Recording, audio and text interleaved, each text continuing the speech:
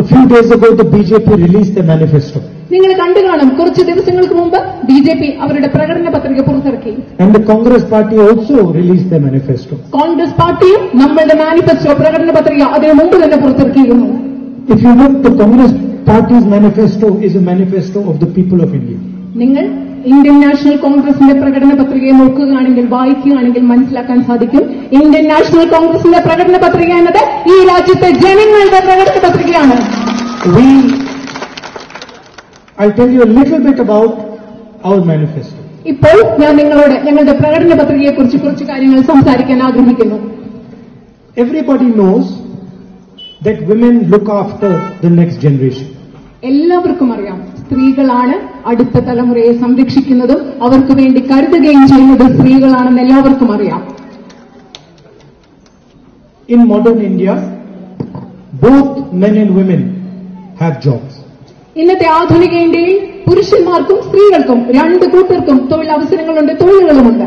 The husband goes to work, the wife also goes to work. Husband പുരുഷന്മാർ ജോലിക്ക് പോകുന്നു, അതേപോലെ തന്നെ ജീവിത പങ്കാളികളായ പുരുഷന്മാരും സ്ത്രീകളും ഒരുപോലെ ജോലിക്ക് പോകുന്നു. But the wife does double work. പക്ഷേ സ്ത്രീകൾ ഇരട്ടി ജോലിയാണ് ചെയ്യുന്നത്. She goes, see the women are smiling because they know what I'm saying. അവിടെയുള്ള സ്ത്രീകൾ ചിരിക്കുകയാണ്, കാരണം ഞാൻ പറയുന്നത് എന്താണെന്ന് അവർക്ക് മനസ്സിലാകുന്നുണ്ട്. സ്ത്രീകൾ ഇരട്ടി ജോലിയാണ് ചെയ്യുന്നതെന്ന് ഞാൻ പറയുമ്പോൾ അവിടെ അത് മനസ്സിലാകുന്നത് കൊണ്ടാണ് അവിടെ നിൽക്കുന്ന സ്ത്രീകൾ ചിരിക്കുന്നത്. If the husband does 8 hours of work, the woman does 16 hours of work.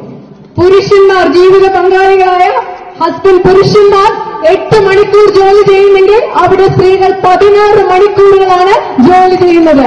This is a secret of every single Indian household. ഞാൻ ഈ പറഞ്ഞത് ഇന്ത്യയിലെ ഓരോ വീട്ടിലെ രഹസ്യമാണ് ഞാനിപ്പോ നിങ്ങളോട് പറഞ്ഞത്.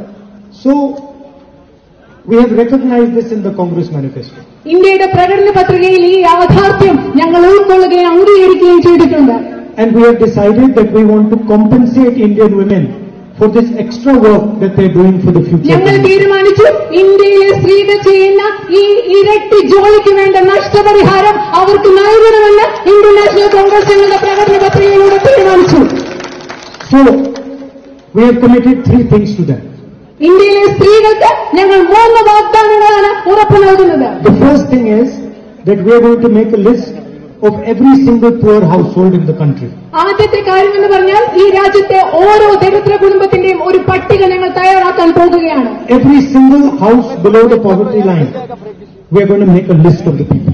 ദാരിദ്ര്യരേഖയ്ക്ക് താഴെയുള്ള ഓരോ വീടിന്റെയും ഒരു പട്ടിക ഞങ്ങൾ ഉണ്ടാക്കാൻ പോകുകയാണ്. And then we will choose one woman in each poor family in India. ദാരിദ്ര്യരേഖയ്ക്ക് താഴെയുള്ള ഞങ്ങൾ പട്ടിക ഉണ്ടാക്കുന്ന ആ കുടുംബങ്ങളിൽ നിന്ന് ഓരോ കുടുംബത്തിൽ നിന്നും ഓരോ സ്ത്രീയെ വീതം ഞങ്ങൾ തിരഞ്ഞെടുക്കും. And then we are going to pass a law that is going to give that woman 1 lakh rupees a year, 8,500 rupees a month in her bank account. ഈ ഓരോ കുടുംബത്തിലെയും ഓരോ ദരിദ്രരായ സ്ത്രീയെ തിരിച്ചതിന് ശേഷം ഞങ്ങൾ നിയമം അനുശാസിക്കുന്നതനുസരിച്ച് ഈ ഓരോ സ്ത്രീക്കും മാസം 8,500 രൂപ വീതം 1 ലക്ഷം രൂപ ഈ സ്ത്രീയുടെ ബാങ്ക് അക്കൗണ്ടിലേക്ക് നിക്ഷേപിക്കുന്ന ഒരു നിയമം കൊണ്ടുവരുമെന്ന് ഇന്ത്യൻ നാഷണൽ കോൺഗ്രസ് ഉറപ്പു നൽകുന്നു. Of course, that money will be spent for the family, but it will go into the woman's bank account. തീർച്ചയായിട്ടും ഈ കൊടുക്കുന്ന പൈസ കുടുംബത്തിന് വേണ്ടിയായിരിക്കും ചെലവാക്കുന്നത്, പക്ഷേ ഈ പൈസ പോകുന്നത് സ്ത്രീയുടെ bank അക്കൗണ്ടിലേക്കായിരിക്കും. Then we've also said that we want to transform our government offices and our public sector units. അതുമാത്രമല്ല, ഞങ്ങൾ പറഞ്ഞിട്ടുണ്ട് ഞങ്ങളുടെ ഗവൺമെന്റ് സ്ഥാപനങ്ങളിൽ അവിടെ ഒരു വലിയ പരിവർത്തനം ഉണ്ടാക്കണം എന്ന് ഞങ്ങൾക്ക് ആഗ്രഹമുണ്ട്. So we are going to ensure, we are going to ensure 50% reservations in the public sector units and in government offices to our women. അതുമാത്രമല്ല, ഇന്ത്യയിലെ സ്ത്രീകൾക്ക് നമ്മുടെ ഗവൺമെന്റ് ഓഫീസുകളിലും പൊതുമേഖലാ സ്ഥാപനങ്ങളിലും ജോലികളിൽ 50% സംവരണങ്ങൾ ഞങ്ങൾ ഉറപ്പു നൽകാൻ പോകുന്നു. And for the Ashas and Anganwadi women, we are going to double their wages. അതുമാത്രമല്ല, നമ്മുടെ നാട്ടിലെ ആശാ പ്രവർത്തകർക്കും അംഗൻവാടി പ്രവർത്തകരുടെയും വരുമാനം, വേതനം ഞങ്ങൾ ഇരട്ടിയാക്കാൻ പോകുകയാണ്.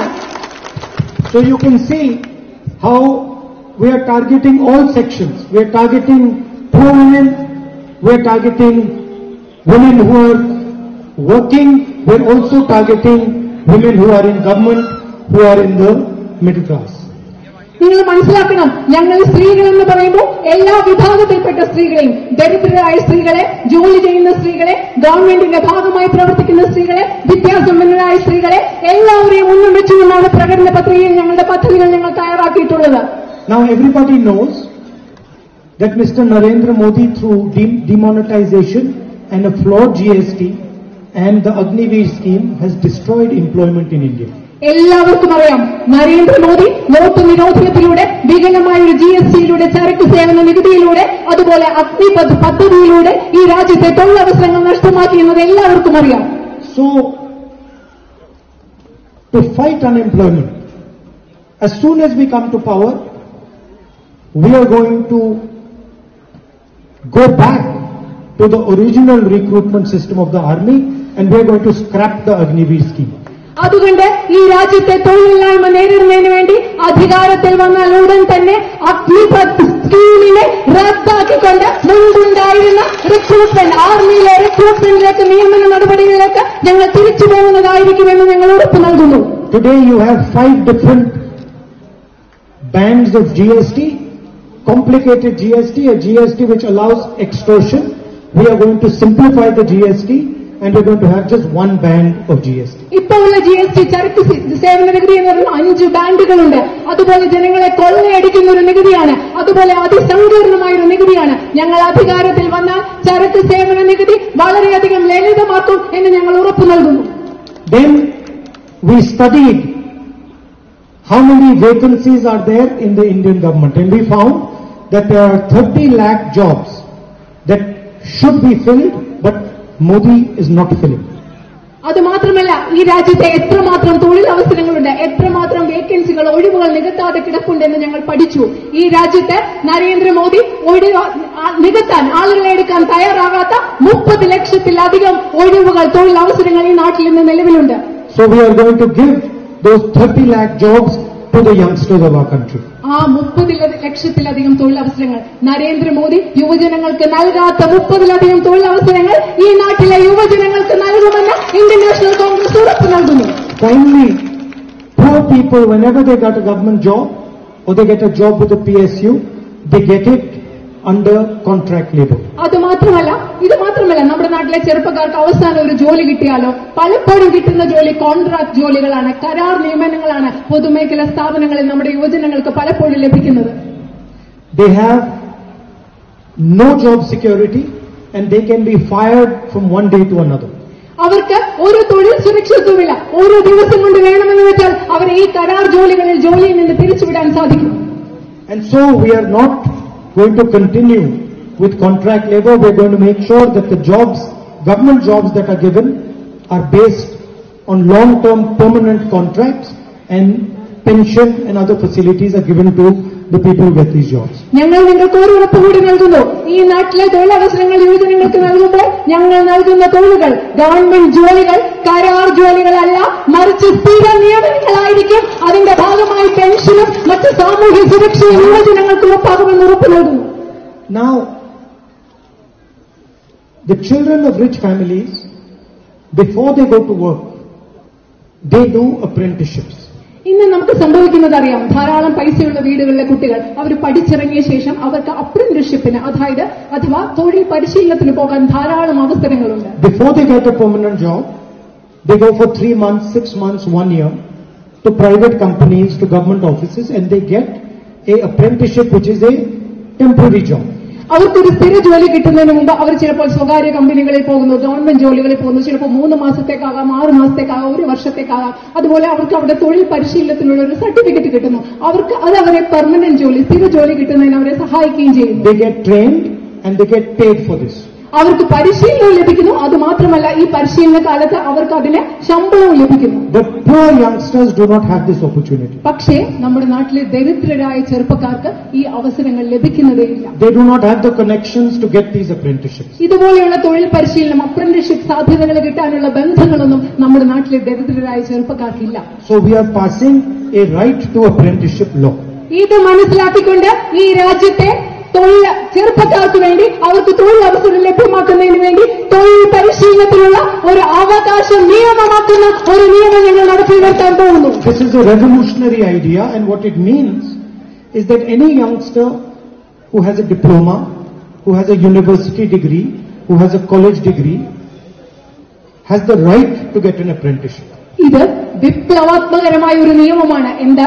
നമ്മുടെ രാജ്യത്തെ ഒരു ഡിപ്ലോമ ഉള്ള, അല്ലെങ്കിൽ ഒരു കോളേജിലെ ബിരുദമുള്ള, അല്ലെങ്കിൽ ഒരു സർവകലാശാലയിലെ ബിരുദമുള്ള ഒരു യുവജനതയ്ക്ക്, ഒരു യുവാവിനോ യുവതിക്കോ തൊഴിൽ പരിശീലനം അവകാശമാക്കുന്ന വിപ്ലവകരമായ ഒരു നിയമമാണ് ഞങ്ങൾ കൊണ്ടുവരാൻ പോകുന്നത്. So he will get 1 year employment, he will get training, or he or she will get 1 year employment, 1 year training, and 1 lakh rupees for the year. അത് മാത്രമല്ല, ഈ വ്യക്തിക്ക് 1 വർഷത്തെ പരിശീലനം ലഭിക്കും, 1 വർഷത്തെ ശമ്പളം ലഭിക്കും. അതുപോലെ തന്നെ ഇവർക്ക് രണ്ടുപേർക്കും വേണ്ട പരിശീലനവും തൊഴിലും ലഭിക്കും 1 വർഷത്തേക്ക്. And every single youngster with a diploma or a university degree will get this as a right. The government will not be able to refuse this.